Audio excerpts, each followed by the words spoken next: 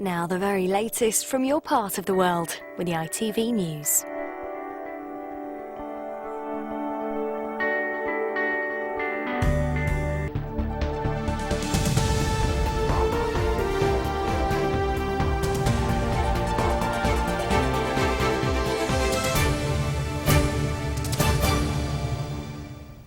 Good afternoon. A murder investigation has begun after a woman died following a hit-and-run in Highbridge near Burnham-on-Sea. A member of the public found the woman in the road on Saturday morning and called police. A post-mortem examination suggests she died from a head injury. A 34-year-old man has been arrested on suspicion of murder. A fire has destroyed part of a hotel in Weston-super-Mare. The blaze broke out in the derelict Linton House just after 6 o'clock yesterday evening. At its height, 8 fire engines were at the scene. An investigation into how it started is underway. Employees of Aardman Animations, along with their families and friends, have been watching the Bristol premiere of the company's latest film, Early Man. The animation, set in prehistoric times and made in Bristol, had no problem attracting top talent, as David Woodland reports.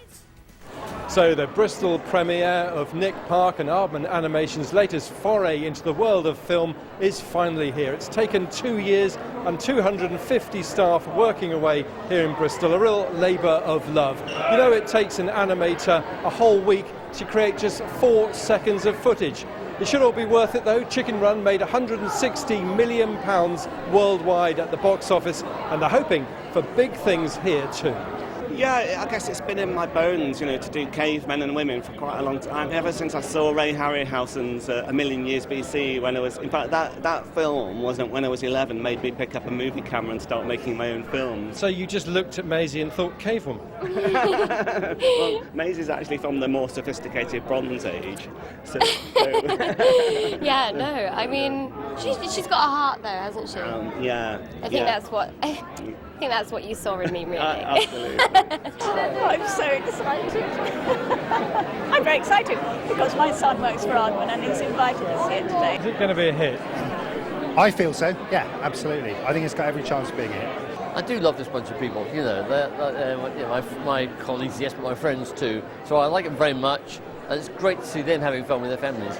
Tom Hiddleston, Eddie Redmayne and of course Maisie Williams and a host of other British stars, all sprinkled with the magic dust of Aardman Animations and Nick Park. How can this possibly fail? David Woodland, ITV News, Bristol. Well, on to football now, and there were plenty of goals and red cards in the weekend's matches. Max Walsh rounds up the action. In League One, it was a case of was it or wasn't it?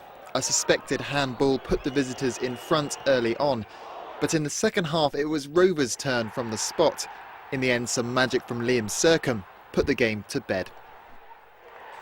In League Two, Forest Green Rovers boosted their chances of survival in a game when they had to come from behind twice. They conceded to Cambridge in the first 3 minutes and again 20 minutes later. The stage was set for debutant Dale Grubb. The former teacher levelled the score and then sealed victory with this long-range effort. For Cheltenham away at Mansfield, it was the referee that stole the limelight.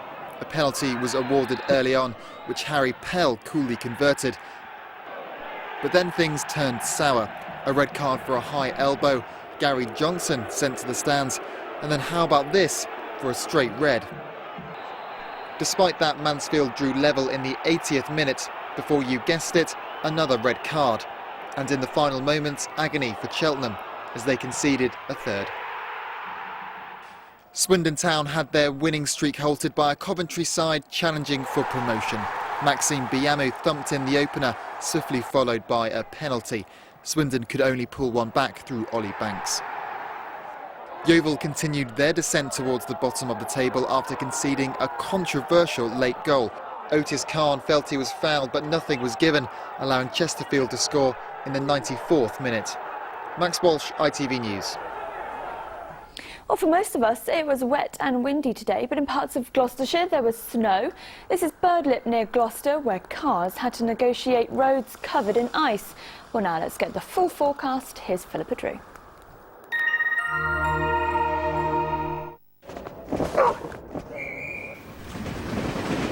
Great Western Railway sponsors the ITV Westcountry weather. Hello there. Well, it's certainly been a very unsettled weekend, a thoroughly wet day across the region today. Tomorrow offering some respite, but I think through the middle part of the week a return to showers or longer spells of rain, and then by Friday something a little drier and colder on the cards. So we can see what's going on at the moment. Today's rain still lingering across some parts, but that clearing away southeastwards overnight. Another brief spell of rain skirting in from the south later in the night, but for Monday itself a ridge of high pressure building in, giving us a drier and brighter day. So there goes the rain clearing away southeastwards this evening, and then behind it drier through tonight. Perhaps one or two clear spells coming through, but on the whole rather cloudy. On the plus side it will be a mild and frost-free night. Temperatures probably no lower than around 5 or 6 degrees for most. And there comes that next batch of rain, just scooting in from the south towards the end of the night, but that will soon clear away again tomorrow morning. And for the rest of Monday things are looking very promising. Staying dry, some bright or sunny spells coming through. Winds quite a bit lighter than today, and temperature-wise, well, not doing too badly at all. Highs 9 or 10 degrees. As I said, for the next few days, all a little more unsettled, hopefully dry and somewhat colder again by Friday. Great Western Railway sponsors the ITV Westcountry weather. Well, that's all for now. We'll be back tomorrow morning during Good Morning Britain, but from all of us here, goodbye.